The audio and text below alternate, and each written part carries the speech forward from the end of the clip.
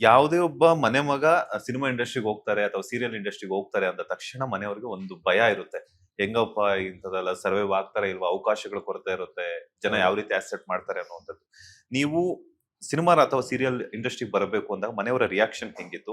And ದುಬೈಯಲ್ಲಿ ಏನ್ ಕೆಲಸ ಮಾಡ್ತಿದ್ರಿ? ಆ ಒಂದು ಒಳ್ಳೆ ಕೆಲಸನ ಬಿಟ್ಟು ಬರೋದಕ್ಕೆ ಕಾರಣ ಇಂಡಸ್ಟ್ರಿ ಅಂತಾನೆ ಹೇಳಿದ್ರಿ, ಬಿಕಾಸ್ ಆಕ್ಟರ್ ಆಗ್ಬೇಕು ಅನ್ನುವಂಥದ್ದು. ಸೊ ದುಬೈಲಿ ಅಕೌಂಟೆಂಟ್ ಆಗಿ ಕೆಲಸ ಮಾಡ್ತಿದ್ದೆ. ಸೊ ಅದ್ರ ಜೊತೆಗೆ ಒಂದು ಡ್ಯಾನ್ಸ್ ಗ್ರೂಪಿಗೆ ಡ್ಯಾನ್ಸರ್ ಆಗಿ ಕೆಲಸನೂ ಮಾಡ್ತಿದ್ದೆ. ಅದ್ರ ಜೊತೆ ಮಾಡೆಲಿಂಗು ಮಾಡ್ತಿದ್ದೆ. ಸೊ ಮಿಸ್ಟರ್ ದುಬೈ ಆಗಿದ್ದು 2000 ಅದೇ 15-16 ಇಯರ್ ಅಲ್ಲಿ. ಸೊ ಅಲ್ಲಿ ಲೈಫ್ ಒಂಥರ ಚೆನ್ನಾಗಿತ್ತು, ಯಾಕಂದ್ರೆ ಇಲ್ಲಿ ಸ್ಟ್ರಗಲ್ ಮಾಡಿ ಸೊ ಒಂದು ಸೆಟಲ್ ಲೈಫ್ ಅಂತ ಬಂದಾಗ ತುಂಬಾನೇ ಚೆನ್ನಾಗಿತ್ತು. ಲೈಕ್ ಮಂತ್ಲಿ ಒಂದು ಗುಡ್ ಪ್ಯಾಕೇಜ್, ಅದ್ರ ಜೊತೆಗೆ ಹೆಸರು, ಅದ್ರ ಜೊತೆಗೆ good life style. So life ಒಂಥರ ಸೆಟ್ಲ್ ಅಂತಾನೆ ಇತ್ತು. ಇನ್ನೇನು ಬೇಡ, ಲೈಫ್ ಅಲ್ಲಿ ಆರಾಮಾಗಿ ದುಡ್ಡು ಬರ್ತಾ ಇದೆ, ಆರಾಮಾಗಿ ಪೀಸ್ ಆಗಿರೋಣ ಅಂತ. ಸೊ ಆ ಟೈಮ್ ಅಲ್ಲಿ ಒಂದು ಕಾಲ್ ಬರುತ್ತೆ ಝೀಗೆ, ದಿಲೀಪ್ ರಾಜ್ ಪ್ರೊಡಕ್ಷನ್ ಅವ್ರ ಕಡೆಯಿಂದ ಈ ತರ ವಿದ್ಯಾವಿನಾಯಕ ಮಾಡಿ ಅಂತ. ಅವಾಗ ನನ್ನ ಫ್ರೆಂಡ್ ಆಕ್ಚುಲಿ ಸುದೀಪ್ ಅಂತ, ಅವನಿಗೆ ಡೈರೆಕ್ಷನ್ ತುಂಬಾನೇ ಇಷ್ಟ. ಅವರು ಕುಂದಾಪುರದವರು, ಅವನು ಇಂಜಿನಿಯರಿಂಗ್ ಕೆಲಸ ಮಾಡ್ತಿದ್ದಾನೆ. ಸೊ ಅವನು ಜಾಬ್ ಕ್ವಿಟ್ ಮಾಡಿ ಇಂಡಿಯಾ ಬರಕ್ ರೆಡಿ ಇದ್ದಾನೆ, ಯಾಕಂದ್ರೆ ಅವ್ರಿಗೇನು ಅಂದ್ರೆ ಡೈರೆಕ್ಷನ್ ಮಾಡ್ಬೇಕು ಅಂತ. ಸೊ ನಾವು ಸ್ವಲ್ಪ ಇಂಡಸ್ಟ್ರಿ ಈ ತರ ಎಂಟರ್ಟೈನ್ಮೆಂಟ್ ಫೀಲ್ಡ್ ಅಲ್ಲಿ ಸ್ವಲ್ಪ ಕ್ರೇಜ್ ಇರೋದು ಜಾಸ್ತಿ.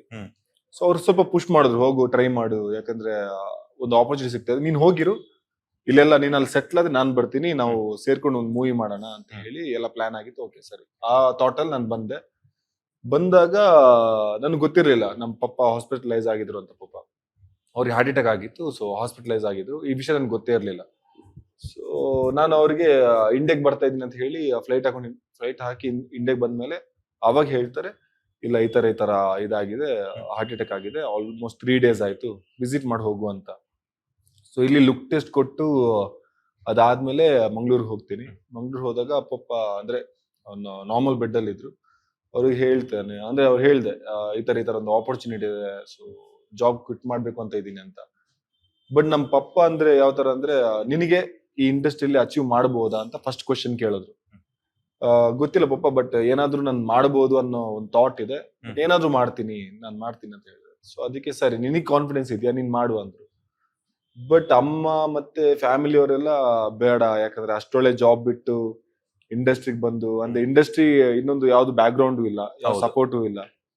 ಸೊ ಹಾಗಿರ್ಬೇಕಾದ್ರೆ ನೀನ್ ಅಂತ ಜಾಬ್ ಬಿಟ್ಟು ನೀನ್ ಇಲ್ಲಿ ಬಂದು ಸ್ಟ್ರಗಲ್ ಮಾಡೋ ಅವಶ್ಯಕತೆ ಇದೆಯಾ, ಬೇಕಾ ಬೇಡ ನೋಡು ಅಂತ ಹೇಳಿದ್ರು. ಬಟ್ ನಾನಂದ್ರೆ ನನಗೊಂದು ಚಾನ್ಸ್ ಕೊಡಿ, ಯಾಕಂದ್ರೆ ನನಗೆ ಎಂಟರ್ಟೈನ್ಮೆಂಟ್ ಈ ಫೀಲ್ಡ್ ಅಲ್ಲಿ, ಯಾಕಂದ್ರೆ ನಾನು ಡ್ಯಾನ್ಸರ್ ಆಗಿದ್ದೆ. ಹೌದು. ಸೊ ನನಗೆ ಆ ಫೀಲ್ಡ್ ಅಲ್ಲಿ ಏನಾದ್ರು ಫಸ್ಟ್ DID ಅಂತ ಒಂದು ಡ್ಯಾನ್ಸ್ ಶೋ ಬರ್ತಾ ಇತ್ತು. ಸೊ ನಾನು ಅಲ್ಲಿಗೆ ಹೋಗ್ಬೇಕು, ಅಲ್ಲಿ ಆಡಿಷನ್ ಕೊಡ್ಬೇಕು ಅನ್ನೋ ಆಸೆ ಜಾಸ್ತಿ ಇತ್ತು. ಬಟ್ ಬಿಕಾಸ್ ಆಫ್ ನಮ್ಮ ಫಿನಾನ್ಷಿಯಲ್ ಕಂಡೀಷನ್ ಆಗಿರ್ಬೋದು ಅಂಡ್ ತುಂಬಾ ಪ್ರಾಬ್ಲಮ್ ಇದ್ದಿದ್ರಿಂದ ಜಾಬ್ ಎಕ್ಸೆಪ್ಟ್ ಮಾಡ್ಬೇಕೇ ಆಯ್ತು, ಅಂಡ್ ಡ್ರೀಮ್ ನ ಪಕ್ಕಕ್ಕೆ ಇಡ್ಬೇಕೇ ಆಯ್ತು.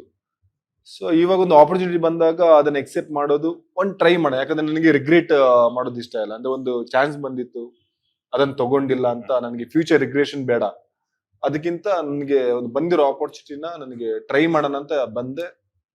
ಸೊ ಮನೇಲೆಲ್ಲ ಸ್ವಲ್ಪ ಕನ್ವಿನ್ಸ್ ಮಾಡಿದೆ, ಬಟ್ ಯಾರು ಅಷ್ಟು ಕನ್ವಿನ್ಸ್ ಇರ್ಲಿಲ್ಲ, ಎಲ್ರು ಡಿಸಪಾಯಿಂಟ್ ಇದ್ರು. ಬಟ್ ಸೀರಿಯಲ್ ಮಾಡಿ ಸ್ವಲ್ಪ ನೇಮ್ ಬಂದಾಗ ಎಲ್ರು ಅಂದ್ರೆ ಎಲ್ರು ಖುಷಿ ಪಟ್ರು, ಓಕೆ ಏನೋ ಮಾಡ್ತಿದ್ದಾರೆ, ಏನೋ ಬರ್ತಾ ಇದೆ ಅಂತ. ಬಟ್ ಅದು ಮುಗಿದ್ಮೇಲೆ ನನಗೆ ಒಂದು 4 months ತುಂಬಾನೇ ಸ್ಟ್ರಗಲ್ ಆಯ್ತು. ಅಂದ್ರೆ ಫಿನಾನ್ಷಿಯಲ್ ಇರ್ಬೋದು, ಎಲ್ಲಾ ಟೈಪ್ ಅಲ್ಲೂ ಲೈಕ್ ಐ ಬಿಕಮ್ ಝೀರೋ, ಅಂದ್ರೆ ನಿಲ್ಲಿಗೆ ಬಂದ್ಬಿಟ್ಟೆ. ಸೊ ಆ ಟೈಮಲ್ಲಿ ನೆಕ್ಸ್ಟ್ ಏನು ಅಂತ ಗೊತ್ತಿರ್ಲಿಲ್ಲ. ಸೊ ಅದು ನಾನು ಮನೆಯವ್ರಿಗೆ ಹೇಳಿಲ್ಲ, ಯಾಕಂದ್ರೆ ನಾನ್ ಚೂಸ್ ಮಾಡ್ಕೊಂಡ್ ಬಂದಿರೋ ಫೀಲ್ಡ್. ಸೊ ಇಲ್ಲಿ ಬಂದ್ಮೇಲೆ ಈ ತರ ಆಯ್ತು ಅಂದ್ರೆ ಆಬ್ವಿಯಸ್ಲಿ ಅವ್ರು ಬೇಜಾರ್ ಮಾಡ್ಕೋತಾರೆ. ಹಾಗಾಗಿ ಇರೋ ಇದ್ರಲ್ಲೇ ಅಡ್ಜಸ್ಟ್ ಮಾಡ್ಕೊಂಡು ಒಂದು ಟೈಮ್ ಸ್ಪೆಂಡ್ ಮಾಡೋಣ ಅನ್ಕೊಂಡೆ. ಸೊ ನಾನೇ ಒಂದು ಟೈಮ್ ಕೊಟ್ಟೆ, 4 months ನಾನು ಬೆಂಗಳೂರಲ್ಲಿ ಇರ್ತೀನಿ, ಎಲ್ಲಾ ಕಡೆ ಟ್ರೈ ಮಾಡ್ತೀನಿ. ಅದಾಗಿಲ್ಲ ಅಂದ್ರೆ ಮತ್ತೆ ದುಬೈ ವಾಪಸ್ ಹೋಗಿ ಜಾಬ್ ಹುಡ್ಕೋಣ, ಅದ್ರಲ್ಲಿ ಮತ್ತೆ ಹೊಸ ಜಾಬ್ ಹುಡುಕ್ಬೇಕಿತ್ತು. ಸೊ ಸರಿ ಹುಡ್ಕೋಣ ಅಂತ ಹೇಳಿ ಟೈಮ್ ಕೊಟ್ಟೆ. ಬಟ್ ಆ ಟೈಮಲ್ಲಿ ತಕದಿಮಿತ ಅನ್ನೋ ಶೋಸ್ ಬಂತು. ಬಟ್ ಅಲ್ಲಿಂದ ಗ್ರಾಫ್ ಸ್ವಲ್ಪ ಬೇರೆ ತರನ ಹೋಯ್ತು.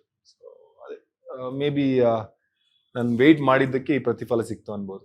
ಈಗ ಫ್ಯಾಮಿಲಿ ಅವ್ರ ರಿಯಾಕ್ಷನ್ ಹೆಂಗಿದೆ? ಇವಾಗ ತುಂಬಾನೇ ಖುಷಿ ಇದ್ದಾರೆ. ಅಂದ್ರೆ ಫ್ಯಾಮಿಲಿ ಇವಾಗ ಎಲ್ಲ ಕಡೆ ರೆಸ್ಪೆಕ್ಟ್ ಸಿಗೋ ವೇ ಇರ್ಬೋದು, ಅಂಡ್ ಎಲ್ಲಾ ಕಡೆ ಟ್ರೀಟ್ ಮಾಡೋ ವೇ ಇರ್ಬೋದು, ಎಲ್ಲ ಡಿಫ್ರೆಂಟ್ ಆಗಿದೆ. ಅಂಡ್ ಅವ್ರಿಗೊಂಥರ ಖುಷಿ ಇದೆ, ಓಕೆ ಏನಾದ್ರೂ ಒಂದು ಮಾಡಿದೆ, ಸ್ವಂತ ಮನೆ ತಗೊಂಡೆ. ಸೊ ಹಾಗಾಗಿ ಇವಾಗ ಪೇರೆಂಟ್ಸ್ ಗೆ ಮೇನ್ ಏನಿರೋದಂದ್ರೆ ಮಗ ಸೆಟ್ಲ್ ಆಗ್ಬೇಕು, ಅವನ್ಗೆ ಅಂತ ಒಂದ್ ಮನೆ ಇರ್ಬೇಕು, ಅದು ದೊಡ್ಡದು ಚಿಕ್ಕದು. ನನ್ ಮಗನಿಗೆ ಅವನಿಗೊಂದ್ ಮನೆ ಇರ್ಬೇಕು, ಒಂದ್ ಗಾಡಿ ಇರ್ಬೇಕು, ಫ್ಯಾಮಿಲಿ ಸ್ವಲ್ಪ ಸೆಟ್ಲ್ ಆಗಿರ್ಬೇಕು, ಇದನ್ನಷ್ಟೇ ಅವ್ರು ಕೇಳ್ಕೊಳ್ಳೋದು. ಸೊ ಅದನ್ನ ಮಾಡಿದೀನಿ. ಸೊ ಹಾಗಾಗಿ ಅಷ್ಟು ಪ್ರೆಷರ್ ಇಲ್ಲ, ಆರಾಮಾಗಿದೆ. ನೀವೇ ಹೇಳ್ತಾ ಇದ್ರಿ ಪೇರೆಂಟ್ಸ್ ಕೇಳ್ಕೊಳ್ಳೋದು ಇಷ್ಟೇನೆ, ಮಗ ಲೈಫಲ್ಲಿ ಸೆಟ್ಲ್ ಆಗ್ಬೇಕು, ಒಂದ್ ಮನೆ ತಗೊಂಡಿರ್ಬೇಕು, ನೆಕ್ಸ್ಟ್ ಒಂದ್ ಮದ್ವೆ ಆಗ್ಬೇಕು ಅನ್ನೋಂಥದ್ದು. ದಿಲೀಪ್ ಶೆಟ್ಟಿ ಅವರ ಹುಡುಗಿ ಆಗ್ಬೇಕು ಅಂತ ಏನೆಲ್ಲ ಕ್ವಾಲಿಟೀಸ್ ಇರಬೇಕು?